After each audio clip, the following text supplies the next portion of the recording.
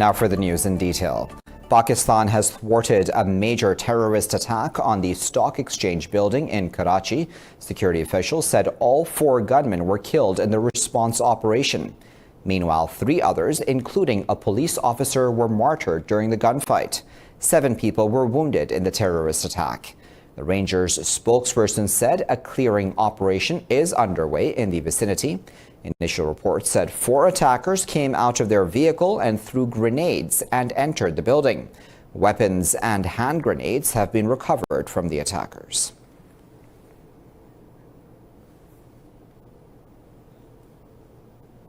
In occupied Kashmir, Indian troops have martyred 3 more youth, raising this month's toll to nearly 50 so far. Occupation forces martyred civilians during a cordon and search operation in Runipura area of the district. The operation is still ongoing. Authorities have suspended mobile internet services and have blocked all exit and entry points to the area. The occupied valley has been under New Delhi's crushing curfew and communications blackout for the past 322 days.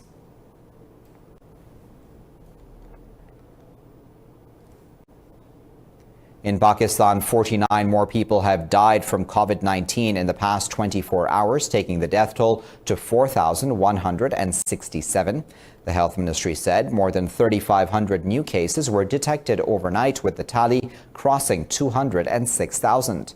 The ministry said that more than 95,000 people have recovered, with nearly 2,500 critical. The province of Sindh is worst hit by the virus, with over 80,000 infections. Punjab has reported nearly 75,000 cases. In Khyber Pakhtunkhwa, there are nearly 26,000 infections, while there are over 10,000 cases in Balochistan.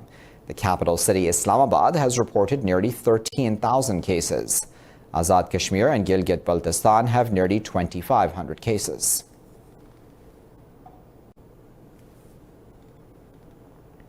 In Brazil, 552 more people have died from COVID-19, while over 30,000 cases have been recorded in the past 24 hours.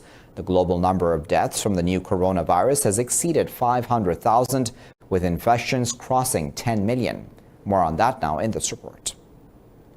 Latin America remains the hardest hit region from the coronavirus pandemic, reporting the highest number of deaths and cases every day. Meanwhile, the US is at risk of becoming the coronavirus epicenter again as cases surge in the south, with Texas reporting more than 5,000 cases every 24 hours. The US Health Secretary has called for a dire need for containment measures.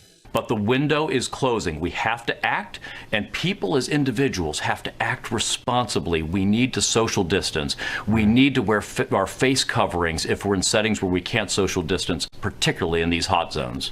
Russia's President Vladimir Putin has called on the international community to consolidate its efforts instead of exchanging accusations in the fight against COVID-19. China continues to report new cases in double digits as it undergoes the second wave of coronavirus. South Korea is also planning to introduce a 3-level system of social distancing in the country due to a second flare-up of infections.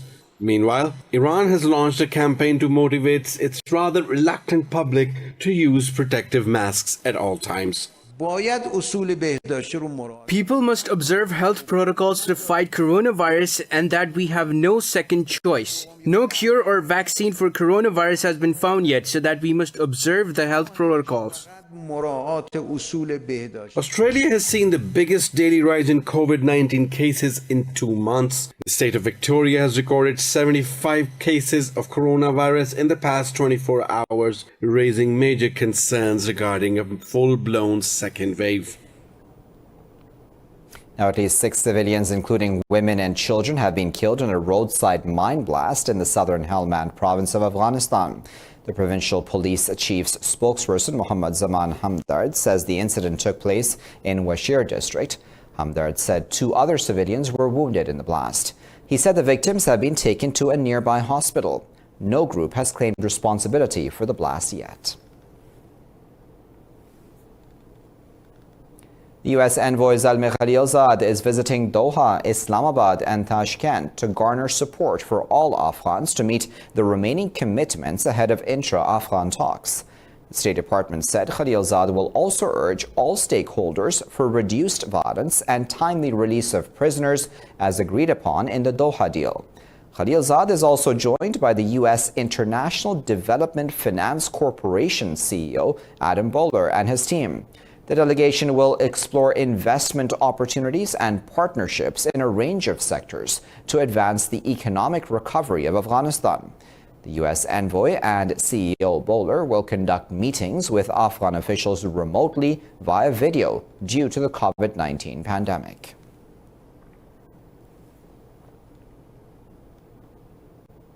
The Taliban have released another 21 Afghan soldiers as part of the prisoner swap agreed upon under the peace deal signed with the U.S. in Doha. In a tweet, the group's spokesperson, Sohail Shaheen, said the detainees were released in Thahar province. The Taliban spokesperson said the released men were given some money as transportation fare. The Doha agreement requires Afghan authorities to set free nearly 5,000 Taliban fighters in exchange for 1,000 government soldiers.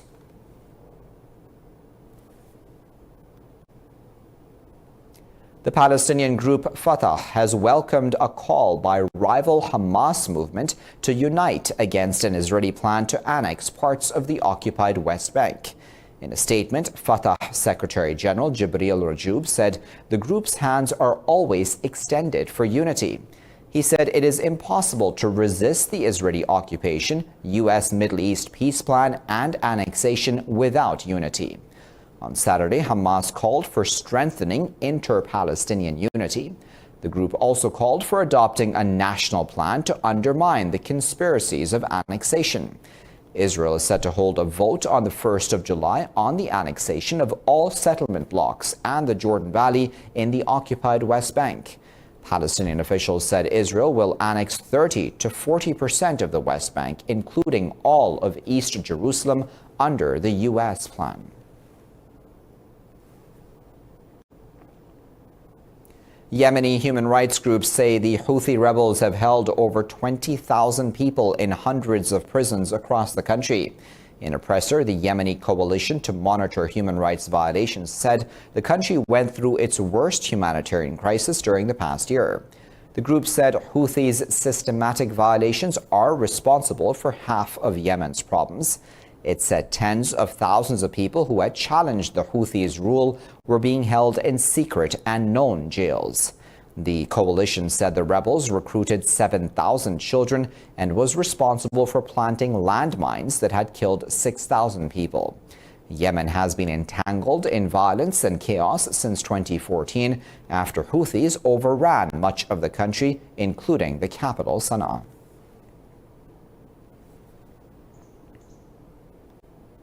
The UN says it is concerned by the humanitarian impact of fighting in Myanmar's Rakhine and Chin states.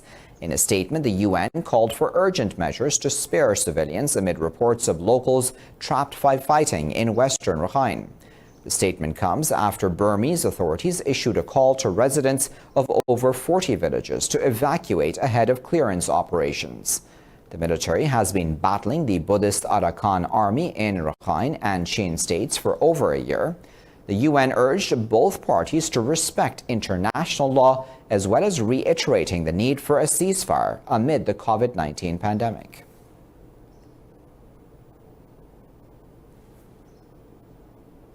At least 12 people have died and 10 others are missing due to heavy rains in China's southwestern province of Sichuan. State media said the rainstorm has triggered floods in the province.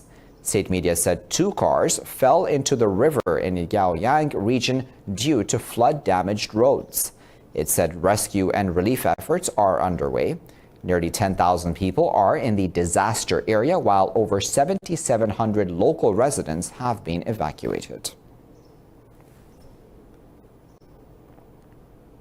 In the Philippines, 14 people are missing after a fishing boat collided with a Hong Kong cargo vessel in choppy waters off the western coast of Mamburua.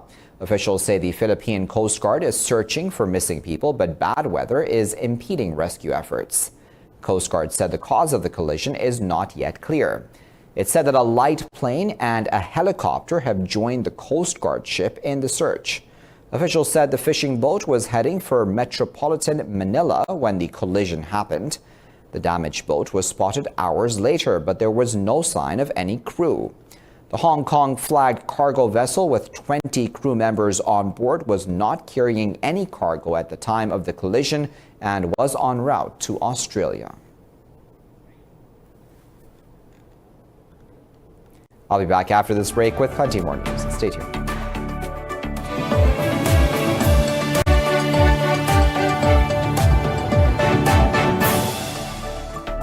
Welcome back. U.S. President Donald Trump has invited anger from the black community after retweeting a white supremacist video. The only black senator in the Republican Party, Tim Scott, called the act profanity-laced, offensive, and indefensible. The video on Twitter shows one of Trump's supporters in Florida shouting white power at protesters, those protesting against his administration. It was later deleted from Trump's feed. The senator and former Democratic presidential candidate Bernie Sanders said, just when you think Trump cannot be more vile or racist, he outdoes himself. Meanwhile, Mississippi has voted to change its state flag, which includes a Confederate battle emblem that has been widely condemned as racist. Now in Poland, President Andrzej Duda has taken the lead in the first round of presidential elections by getting about 46% of the vote. Exit polls show no candidate has achieved 50% of the vote needed for an all-out majority. Duda will now have to face Warsaw Mayor Rafał Trzaskowski in a runoff on July 12th. Trzaskowski received about 30.5% of the vote.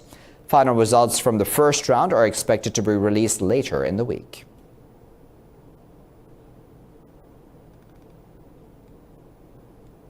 Szanowni Państwo, dziękuję. Dziękuję bardzo. Proszę Państwa, no. Thank you very much. Thank you. The result is by far better than the one from 5 years ago and with 10 other candidates. Thank you very much for your support. But first and foremost, I would like to thank my compatriots for the turnout, for this massive participation in the election. I thank you with all my heart. Udział w wyborach z całego serca. In France, President Emmanuel Macron's ruling party has suffered a major defeat in the second round of municipal elections. Exit polls say Macron's rival Europe Ecology Party has won in major cities including Lyon, Bordeaux, Strasbourg, Poitiers, Besançon, and Marseille. This comes after the first round of polling on March 15th failed to produce a decisive outcome. The French Prime Minister Edouard Philippe was also elected mayor of the northern port city of Le Havre, in a rare bright spot for Macron as he lost ground. In the French capital, Paris, the mayor Anne Hidalgo also declared victory in a re-election bid. You have chosen hope. You have chosen to come together. You have chosen a Paris that breathes. A Paris that is more pleasant to live in, a city that is more united, that leaves no one aside. Well, France's 35,000 mayors decide policy issues from urban planning all the way to education and the environment. On to news coming out of Spain now, where tourists are opting for inland holidays to avoid crowded beaches and cities after the country eased the COVID-19 lockdown. More on that now in this report. The COVID-19 pandemic hit Spain harder than most countries, with more than 28,000 deaths so far, and a 3-month lockdown that crippled the tourism sector that accounts for 12% of the economy and employs 1 in 8. As the country's holiday industry struggles to recover, Spanish holidaymakers are heading to the hills rather than going abroad. Regarding the international impact, we have noticed much less foreign tourism to the area because the borders are closed. So the inland tourism is being strengthened. Before, people travel to Rome, Berlin or Paris, but currently we are going back. They are opening other options in discovering inland tourism. A campsite owner is banking on tourists abandoning crowded beaches in favor of rural peace and quiet. We are at the Ronda range of mountains among 3 natural parks, the Grazalema Mountain, Sierra de las Nieves, and the Park of Los Alcornocales, an amazing and privileged enclave. We are also very close to Gibraltar, to Costa del Sol. So this is an option now with the issue of coronavirus. we have benefited by tourism compared with that of the hotels. Though Spain has reopened its border to European tourists, the summer season is only tentatively resuming.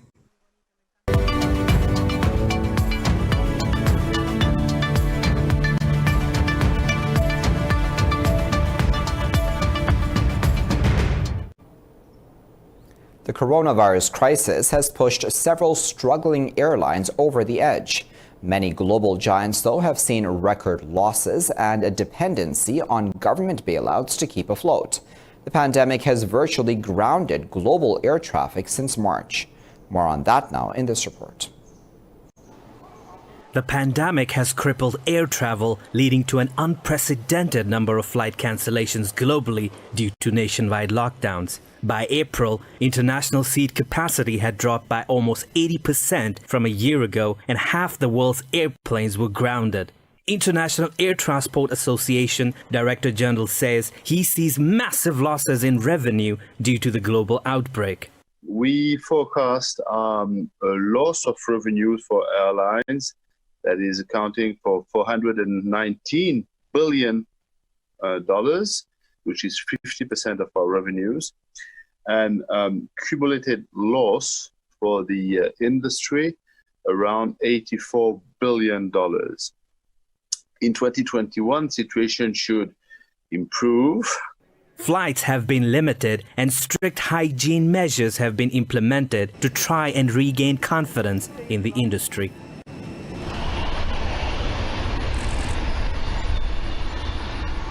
The US Airlines cancelled hundreds of thousands of flights as passenger traffic fell by 95% between March and May. But airline officials have slammed the new regulations imposed by aviation industry and governments around the world.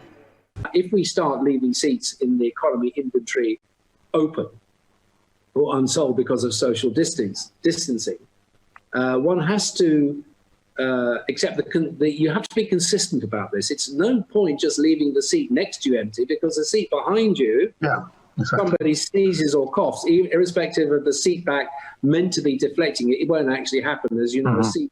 Some airlines have refined their services to try and minimize financial damage from the shortage of passengers. They have converted passenger planes to cargo planes in a bid to help them diversify. With a looming threat of second wave of coronavirus in many countries, it may take some time before a semblance of normality is restored.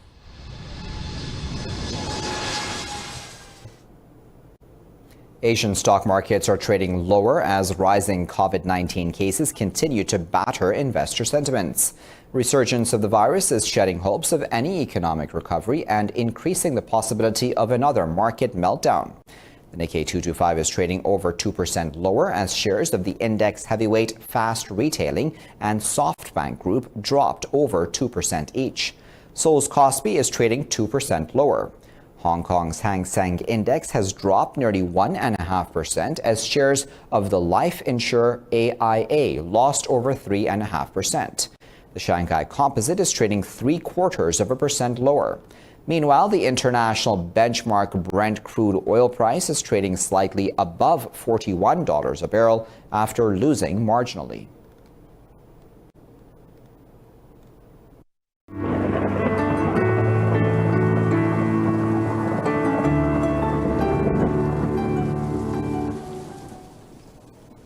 Time now to find out what the weather is like around the world.